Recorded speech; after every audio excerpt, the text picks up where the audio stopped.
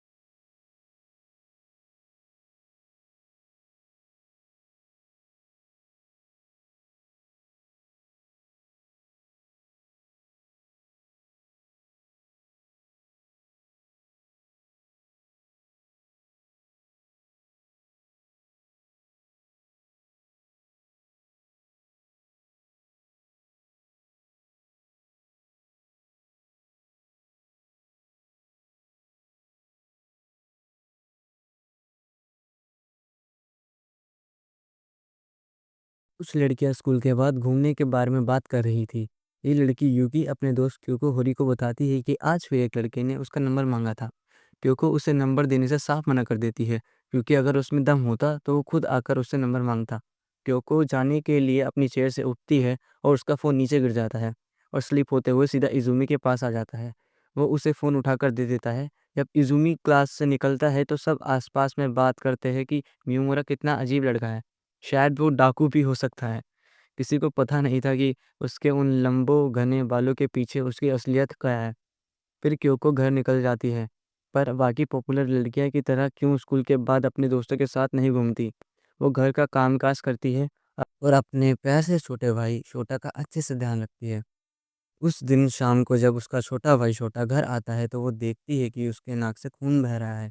वो दौड़कर उसके पास जाती है और नोटिस करती है कि एक हैंडसम लड़का उसे लेकर आया है। लड़के के कान सीधे हुए थे और उसके शरीर पर टैटूज थे। बच्चे को सही सलामत घर पहुंचाकर वो वहां से जाने ही लगता है, पर छोटा उसे पकड़ लेता है और थोड़ी देर रुकने के लिए कहता है, ताकि वो उसे शुक्रिया अदा कर सके। छोटा उसे पकड़ लेता है और क्योंकि उसे थोड़ी देर रुकने के लिए कहती है, ताकि वो उसका शुक्रिया अदा कर सके। वो दोनों बैठते हैं और इज़ूमी ये देखकर काफ़ी इम्प्रेस होता है कि क्योंकि घर के सारे काम अकेले मैनेज कर लेती है। अचानक क्योंकि रियलाइज़ करती है कि वो उसे उसके नाम से बुला रहा है और उसे उसके बारे में सब पता है। उसकी क्लास, उसका स्कूल, सब कुछ। वो पूछती है कि क्या वो दोनों सेम स्कूल में हैं? मियामुरा कैज़ुअली बोलता है कि वो उसकी ही क्लास का एक लड़का है। क्योंको को यकीन ही नहीं हो रहा था कि इस क्लास का सबसे शांत और सीधा लड़का कोई क्रीप नहीं, बल्कि एक हैंडसम और चिल टाइप बंदा है। अगले दिन आता है और क्योको को अभी भी भरोसा नहीं हो रहा होता है कि वो सच में एक मियामुरा ही था। यूकी नोटिस करती है कि क्योको कुछ ऑफ लग रही है। तब अचानक क्योको उठी और सीधा इज़ुमी के पास जाकर उससे बात करने लगती है। वो दोनों एक शांत जगह जाते हैं और बात करने लगते हैं। क्योंकि बोलती है कि छोटा उसे फिर से मिलना चाहता है। ज़ूमी इस बात से हैरान होता है कि कल के बाद आज वो फिर से उसी बात करने रही है।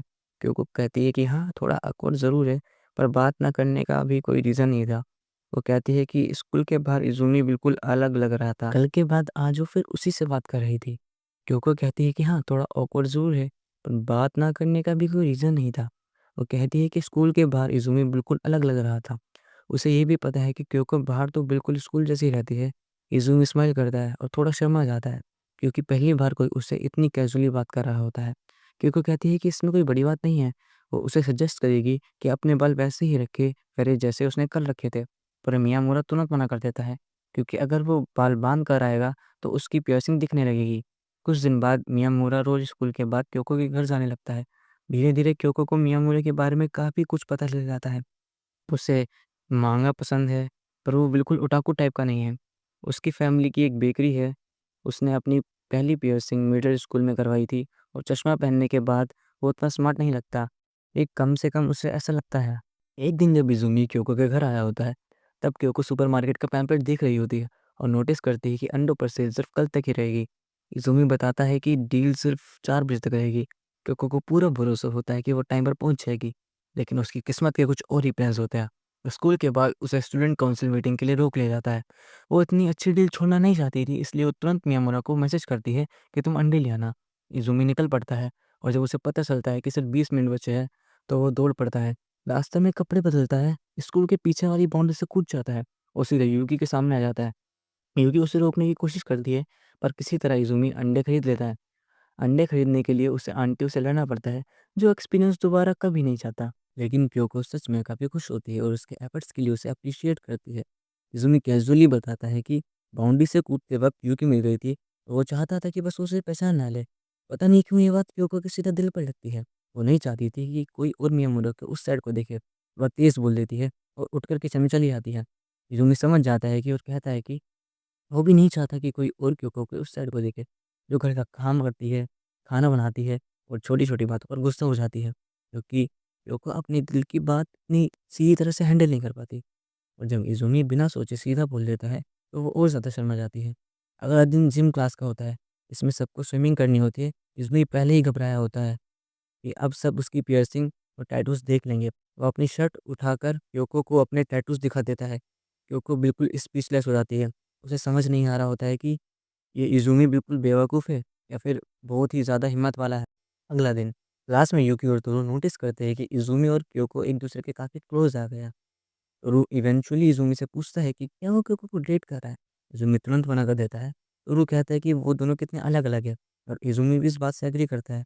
लेकिन इज़ूमी की बातों से तोरू गेस कर लेता है कि शायद उसे क्योको पसंद है और उसका अंदाज़ा बिल्कुल सही होता है। तो वो घबरा जाता है और इज़ूमी से प्रॉमिस करवाता है कि वो किसी और को इस बारे में नहीं बताएगा। तभी एक लड़का आकर उन्हें जिम क्लास के लिए बुला लेता है। चेंजिंग रूम में तोरू पूछता है कि इज़ूमी हमेशा जैकेट क्यों पहने रहता है? इज़ूमी नहीं चाहता था कि तोरू और ज़ोर दे, इसलिए वो खुद ही अपनी जैकेट उतार के दिखा देता है कि वो क्या छुपा रहा होता है। तोरू हैरान रह जाता है कि इज़ूमी जैसा शांत लड़का के इतने टैटूज़ कैसे हो सकते हैं? तोरू उसके बाल पीछे करता है और देखता है कि उसके कान भी छुदे हैं। ये सब देखकर वो सोचता है कि ऐसा लड़का क्यों को क्यों पसंद होगा? फिर उन दोनों के बीच काफ़ी लंबी बात होती है और तोरू प्रॉमिस करता है कि इज़ूमी के टैटूज़ और पियर्सिंग के राज़ अपने तक ही रखेगा। फिर भी तोरू को समझ नहीं आ रहा होता है कि इज़ूमी और क्योको इतने क्लोज़ कैसे हो गए। इज़ूमी बताता है कि अभी ज़्यादा वक़्त नहीं हुआ है। और उसे लगता है कि क्योको का उसके साथ रहना सिर्फ़ उसकी बेसिक काइंडनेस है।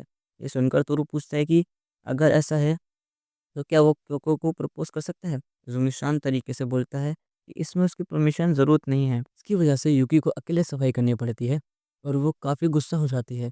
उस दिन के बाद से इज़ुमी क्योको से थोड़ा दूर रहने लगता है, क्योंकि उसे पता होता है कि स्कूल के बाद तोरू उसे प्रपोज़ करने वाला है। स्कूल खत्म होने के बाद इज़ुमी बहाना बना लेता है कि उसे शोटा को स्कूल से लेने जाना है। थोड़ी देर बाद तोरू क्योको से मिलता है और उसे प्रपोज़ कर देता है। जब क्योको घर आती है तो इज़ुमी उठकर जाने लगता है, पर क्योको काफ़ी ज़्यादा गुस्से में होती है। वो पूछती है कि इज़ुमी ने तोरू से ऐसा क्यों कहा कि वो बस उसके साथ काइंडनेस की वज़ह से रहती है। इज़ुमी अपनी बात से पीछे नहीं हटता। वो बोलता है कि उसे सच में लगता है कि वो क्योको से बहुत ज़्यादा अलग है और सिर्फ़ उसके आस-पास रहने से ही स्कूल में क्योको की रेपुटेशन नुकसान पहुँच रही है। ये सुनते ही क्योको का दिमाग खराब हो जाता है कि वो चीख कर बोलती है कि इज़ुमी को बिल्कुल आइडिया नहीं है कि वो उसके लिए कितना मैटर करता है। वो बताती है कि इज़ुमी ने कितनी बार सुबह जल्दी उठने में उसकी मदद की, उसके घर का खाना बर्बाद नहीं होने दिया और सबसे बड़ी बात, उसे इज़ुमी के साथ रहना अच्छा लगता है।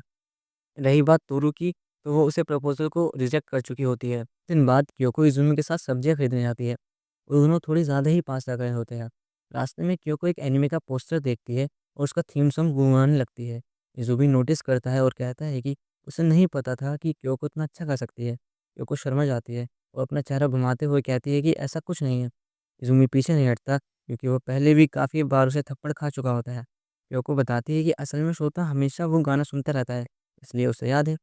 और जब इज़ुमी पूछता है कि क्योको को पर्सनली कौन से गाने पसंद है, तो वो चुप हो जाती है। सच ये होता है कि श्रोता के गाने के अलावा उसने कभी और कुछ सुना ही नहीं होता है। जब क्योको घर लौटती है, तो अपनी माँ को वहाँ देखकर वो हैरान हो जाती है। वो सोचती है कि उनके पास इतना टाइम कैसे आ गया। थोड़ी देर बाद छोटा सब कुछ बता देता है कि जिस लड़के ने उन्हें बचाया था, वो क्योको के स्कूल का दोस्त निकला। जब क्योको की माँ ने उस लड़के के बारे में पूछा, तो क्योको उसे इस तरह डिस्क्राइब करती है जैसे वो किसी एक्शन मूवी का विलन हो। उसकी माँ हँस पड़ती है और ज़्यादा क्यूरियस हो जाती है। वो लड़के का नाम पूछती है और जब क्योको को रियलाइज़ होता है कि उसे असल में उसका पूरा नाम पता ही नहीं होता। वो हमेशा से उसे मियामुरा ही बुलाती आई है। ये छोटी-सी बात उसे इतना परेशान करती है कि अगले पूरा दिन चिड़चिड़ा रहती है। पर वो डायरेक्टली नहीं पूछती क्योंकि उसे लगता है कि उसके प्राइड को ठेस लगेगी। जिम क्लास के दौरान उसे एक आइडिया आता है। जब सब चेंज कर रहे होते हैं, तो वो लड़कों के लॉकर रूम में पास जाकर झाँकेगी, ये सोचकर कि शायद कोई इज़ूमी को उसके फुल नेम से बुला ले। तभी शू उसे पकड़ लेता है। ये तो उसको ठरकी तक कहकर चढ़ाती है। बाद में वो टॉपर्स की लिस्ट चेक करती है और फिर याद आता है कि इसमें पढ़ाई में भी कुछ खास नहीं है। तो उस लिस्ट में उसका नाम मिलना मुश्किल है। उसी वक़्त तोरू आता है और ग्रेट करता है, क्योंकि उसे इज़ुमी के फुल नाम के बारे में पूछने ही वाली होती है, पर तभी उसे अपना रिजेक्शन याद आता है और वो रोते हुए बेचारा वहाँ से भाग जाता है। रात के डिनर के वक़्त भी क्योंकि इज़ुमी के फुल नाम के बारे में सोच-सोच कर पागल हो रही होती है। उसकी मम्मी कहती है कि उसे घर बुला लेते हैं, वैसे भी कल सैटरडे है, उनका भी उससे अच्छे से मिलना हो जाएगा। श्रोता जब उस लड़के को रोक लेता है, तब क्योंकि ध्यान से उसे देखती है। पहले उसे लगता है कि ये कोई और है, पर थोड़ी देर बाद समझता है कि यही वही इज़ुमी मियामुरा है, बस स्कूल के बाहर बिल्कुल अलग रूप है। स्कूल में जो लड़का बिल्कुल सिंपल और चुपचाप रहता था, घर के बाहर वो कॉन्फिडेंट, स्टाइलिश और काफ़ी अट्रैक्टिव लग रहा था। मियामुरा बताता है कि वो अपना असली रूप स्कूल में इसलिए छुपा कर रखता है, क्योंकि उसे लोगों के जज करने से डर लगता है। क्योंकि भी उसे अपनी ज़िंदगी के बारे में बताती है, कैसे वह स्कूल में पॉपुलर दिखती है और घर पर एक नॉर्मल लड़की है, जो घर के काम सँभालती है और अपने भाई का ध्यान रखती है। दोनों को एहसास होता है कि वो दोनों ही 2 अलग-अलग दुनिया जी रहे हैं। धीरे-धीरे दोनों के बीच दोस्ती हो जाती है। मियामुरा के घर आना-जाना शुरू हो जाता है। शोता उसे काफ़ी पसंद करता है और क्योको की माँ भी उस पर भरोसा करने लगती है। स्कूल में भी क्योको को मियामुरा की बॉन्डिंग नोटिस होने लगती है। पर अब मियामुरा पहले जैसा अकेला महसूस नहीं करता। वक़्त के साथ मियामुरा अपने बारे में ज़्यादा ओपन होने लगता है। उसका पास्ट, उसकी लोनलीनेस और कैसे उसे बचपन से ही इग्नोर किया गया था, ये सब क्योको के साथ शेयर करता है। क्योको उसे समझती है, बिना जज किए। यही से दोनों के बीच सिर्फ दोस्ती नहीं बल्कि एक गहरा इमोशनल कनेक्शन बन जाता है। स्कूल के बाकी दोस्त भी धीरे-धीरे मियामुरा को एक्सेप्ट करने लगते हैं। उसकी पर्सनैलिटी, उसकी ऑनेस्टी और उसका केयरिंग नेचर सबको पसंद आने लगता है। जो लड़का कभी क्लास को कोने में चुपचाप बैठे रहता था, वह लड़का अब एक छोटी-सी पर स्ट्रॉन्ग फ्रेंड ग्रुप का हिस्सा बन चुका होता है। आखिरकार क्योको और मियामुरा दोनों ये समझ जाते हैं कि उन्हें एक-दूसरे के साथ रहकर अपना असली वर्ज़न जीने की हिम्मत मिलती है। ये कहानी सिर्फ रोमांस की नहीं है, बल्कि सेल्फ एक्सेप्टेंस, दोस्ती और ये सिखाने की है कि सही इंसान के सामने तुम्हें अपना मास्क पहने रहने की ज़रूरत नहीं होती।